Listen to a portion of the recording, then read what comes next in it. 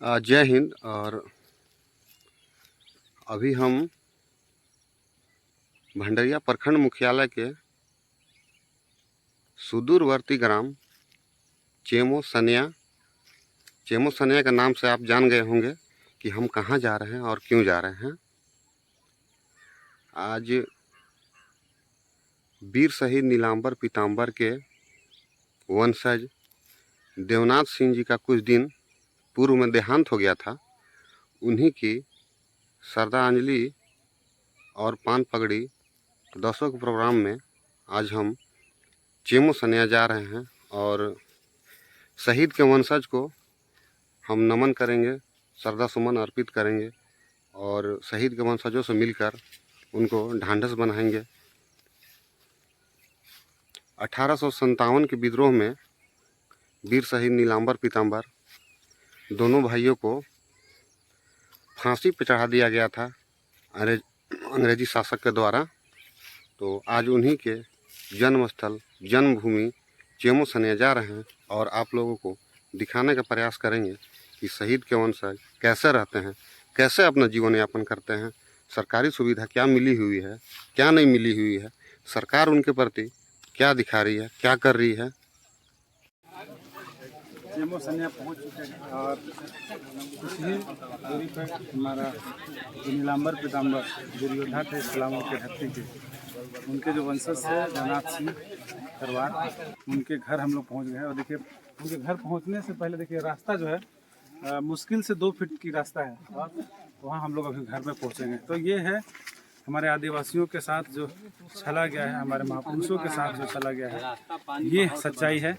इसी सच्चाई को हम आपको दिखा रहे हैं और निवेदन करते हैं यहाँ के तमाम आदिवासी मूल निवासी समाज से कि अगर इस इतिहास को बचाना है तो आपको एकत्रित होकर यूनाइट होकर अपने समाज के लोगों को आगे बढ़ाने के लिए सत्ता में जाना जरूरी है। और सत्ता में जाने के लिए आपको जो बाबा साहब ने एक वोट का अधिकार दिया, उस अधिकार को बेहतर तरीके से इस्तेमाल करना है ताकि जो 78 सालों में नहीं हो पाया, देश के आज़ाद होने के बावजूद भी आज स्थिति वहीं की वहीं है। ये सच्चाई है। लोग भाषण बहुत देते हैं, यहाँ के नेता आएंगे, विधायक आएंगे, सांसद आएंगे, हमने ये कर दिया वो कर दिया, लेकिन ये सच्चाई है जो हम आपको दिखा रहे हैं। ये सारे हमारे युवा साथी लोग देखिए लगभग 25 किलोमीटर की हम लोग दूरी तय करके आए हैं। ये मोटरसाइकिल से आए हैं, रास्ता आपको 4 व्हीलर का नहीं मिलेगा। अब बताइए कि यहाँ जो महिलाएं होंगी, जो बच्चे होंगे, वो स्कूल कैसे जाते होंगे, उनको शहर कैसे जाना पड़ता होगा, वो अपनी दिनचर्या जो दिन को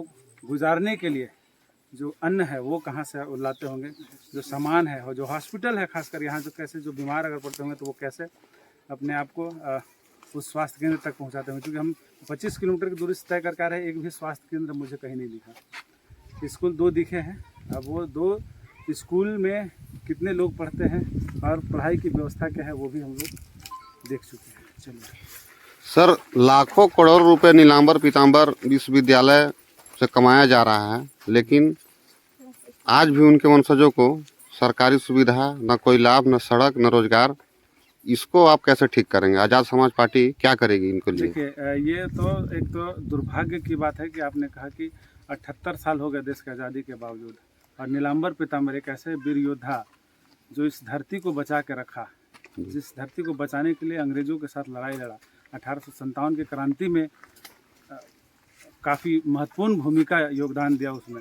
और आज उनके घर तक पहुंचने के लिए, उनके वंशजों के लिए रहने के लिए घर तक पहुंचने के लिए सड़क नहीं है, सुविधाएं नहीं है यहाँ पर, स्कूल की उस तरीके की, स्वास्थ्य की सुविधाएं नहीं है। यहाँ तक कि जब से ये कुटकू डैम का जो मामला चला है तब से इनको ज़मीन से बेदखल कर दिया गया है। मैं सुनता आया हूँ और कई बार यहाँ गाँव में उपस्थित हुआ हूँ, लोगों के बीच बैठा हूँ। उनका ये कहना था कि हमारे बच्चों के कागजात नहीं बनते हैं, जिसके कारण वो कहीं नौकरी नहीं करने जाते, कहीं वो एडमिशन नहीं ले पाते हैं। तो नीलांबर पीताम्बर विश्वविद्यालय का नाम जरूर नीलांबर पीताम्बर के नाम पे रखा गया हो, लेकिन दुर्भाग्य ये है कि उनके बच्चे उस स्कूल में नहीं पढ़ पा रहे हैं। उनके वंशज के जो छोटे छोटे बच्चे जो भविष्य हैं वो उस यूनिवर्सिटी में नहीं जा पा रहे हैं। तो ये हम लोग कोशिश यही रहेगा कि इसको, जैसे अभी आज़ाद चंद्रशेखर आज़ाद ने 543 सांसदों में अकेला वो सांसद जो विपक्ष की भूमिका में लड़ाई लड़ रहा है, गरीब, दलित, पिछड़ा, आदिवासी की आवाज़ उठा रहा है, माइनॉरिटी की आवाज़ उठा रहा है। तो उसी तरीके से यहाँ भी हमारे लोग जो आज यूनाइट हुए हैं, एकत्रित हुए हैं, ये संदेश दे रहे हैं कि हम संगठित हो गए हैं और अब संघर्ष करेंगे और संघर्ष करके सत्ता में जाएंगे और यहाँ के जो दलित, दबे कुचले, आदिवासी, पीड़ित, शोषित है, उनका परिवर्तन करेंगे। चूँकि बाबा साहब ने कहा था कि जब तक आप सत्ता में नहीं जाएंगे तब तक आप पूर्ण रूप से अपने समाज का विकास नहीं करेंगे। तो हम लोग भी पूरी कोशिश करेंगे, जैसे चंद्रशेखर भाई वहाँ संसद में दहाड़ रहे हैं, वैसे हम लोग विधानसभा में जाके यहाँ के हक, अधिकार, सड़क, नली गली, स्वास्थ्य सुविधाओं का मांग करेंगे सरकार से और उनको मजबूरी में ये चीज़ें, सुविधाएं यहाँ के लोगों को देना पड़ेगा।